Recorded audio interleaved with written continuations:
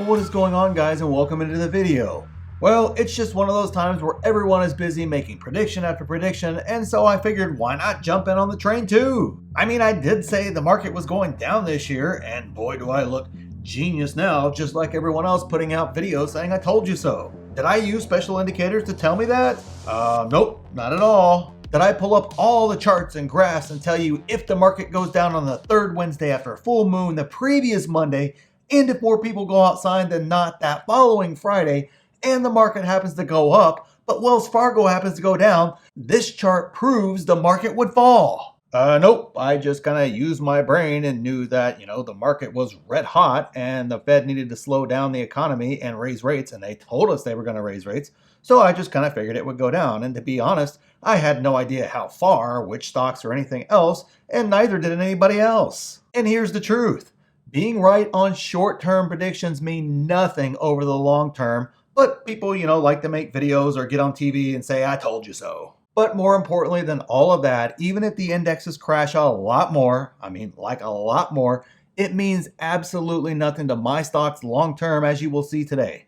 Looking at how the S&P or the NASDAQ performs has zero bearing on how my individual stocks will perform. Sorry, I know I just ruined a lot of content for the media and others out there, but I will show you the facts today. Not an if-then chart with cherry-picked timeframes, just the facts. So please like the video if you like facts, or, like the video if you like money. Come on, you gotta like one of those. Hopefully that worked, and it is honestly the best way to support the creators you love is to like the video early. Now what I'm going to show you is a video I put out earlier to my group because everyone was asking questions about this indicator or the correlation of the S&P with Palantir or Tesla and a bunch of questions like that. So in this video, I separate the truth from the fiction and help you cut through all the noise, so I will play this for you today. And you get multiple videos like this every week, plus 4 free courses, and we do live Q&As. You get my watch list with price targets and see my buy and sell alerts and real time, and a ton more in my group. And just remember, the free trial is ending today. So check out the pinned comment if you're interested and give it a try. Risk-free, just cancel before the time expires and it costs you nothing, but that offer does expire today. Okay, so here's the video, and hopefully you guys enjoyed, as I feel it was important to share this information with you guys today as well. Well, what is going on, guys? And hopefully everybody is doing well out there. So I wanted to cover a topic that will help you navigate all the noise and the constant barrage of data and charts and graphs that show this and that and everything in between in regards to the indexes. They are great at making various points or to illustrate certain things or concepts or support a very generic discussion in general, but they are oftentimes not applicable to individual stocks. Individual stocks don't reflect the indexes. They may make them up, but the performance is oftentimes completely decoupled from the performance of the indexes. And remember, you have many high flyers and great stocks, and at the bottom of those indexes, you have stocks that lag or are just terrible stocks that are going down regardless of what happens, but they are still in the index. So you will see some stocks double up or triple up in a year or two, and others will go down 30% in that same time frame, and the index will return 14%, for example, over that same time frame as well.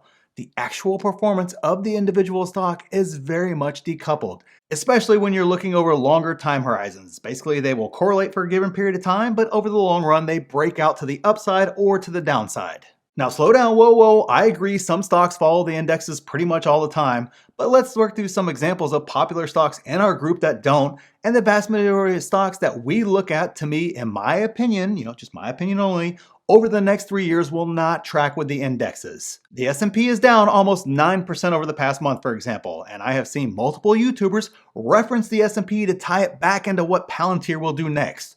Except, first off, Palantir is not even part of the S&P, and two, even if it was, Palantir is up 4% during that same time frame when the S&P is down 9%.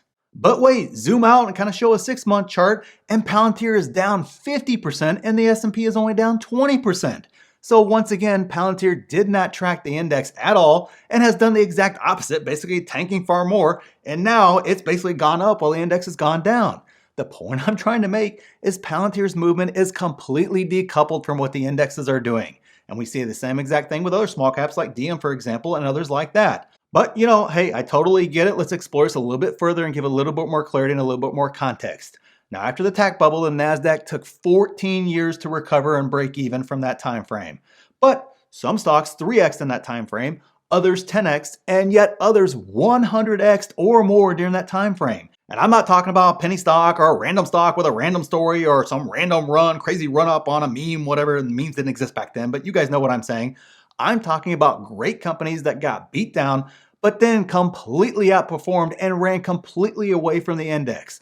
The index returns had zero bearing on those stocks' returns. The reason why is the index has zero to do with the underlying performance of the business that underlies that stock. I mean, seriously, what does the NASDAQ have to do with Apple's profit margin or Google's ad revenue or any metric of performance within any company? It has zero to do with it, so please stop worrying about what the indexes are doing and worry about what the individual companies you're looking at are doing.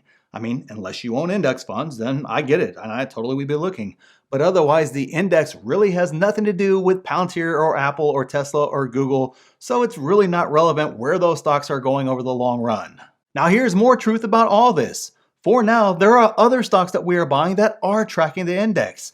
And there will be times where this flips and Palantir will track the index and other stocks like PayPal or Amazon or Apple will break away from that trend.